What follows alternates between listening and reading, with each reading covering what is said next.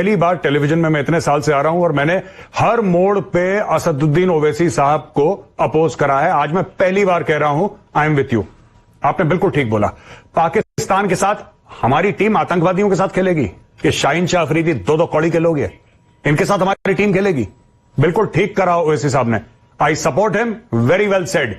और सरकार को रोकना चाहिए। यहां पे जो भी बीजेपी के प्रवक्ता बैठे हैं, उनसे कहना चाहता हूं, सरकार अगर आप पानी रोक सकते हैं, अगर आप फ्लाइट रोक सकते हैं, अगर आप ट्रेड रोक सकते हैं, अगर आप पीपल टू पीपल कांटेक्ट रोक सकते हैं, तो आप क्रिकेट भी रोक सकते हैं।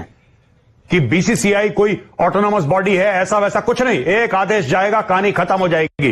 We will not play with Pakistan. क्या मजबूरी है? क्या हो गया? कितने पैसे का नुकसान हो गया? एक कौन है? दो कौड़ी के देशों के साथ हम लोग क्या ये क्यों जरूरी है पाकिस्तान? क्योंकि बीसीसीआई को पैसे कमाने हैं इसलिए? Absolutely terrible. और मैं जो ओवैसी साहब ने बोला बिल्कुल ठीक बोला है। I support him 100%। नहीं खेलना चाहिए, बिल्कुल नहीं खेलना चाहिए। किसी भी प्रकार का पाकिस्तान के साथ संपर्क नहीं होना चाहिए।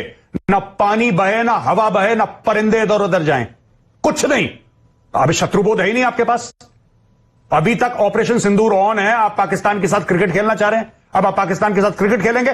पाकिस्तान को आपके पैसे में इंटरेस्ट नहीं है। अगर आपको यह गलतफहमी है कि पाकिस्तानी फौज को आपके बीसीसीआई के पैसों में इंटरेस्ट है, वो इसको देखता है नॉर्मलाइजेशन स्ट्रेटजी। वो कहेगा कि ये तो भारत की फौज है, ये तो भारत की सरकार है जो हमारे ऊपर हमला करती है। लेकिन भारत के लोग देखिए कितने अच्छे हैं। वो हमारे साथ खेल खेलना चाहते हैं, वो हमारी फिल्मों में एक्टिंग करना चाहते हैं, हमारे कलाकारों को अपनी फिल्मों के लिए बुला रहे हैं। वो कह रहे हैं कि साहब गाने गाओ।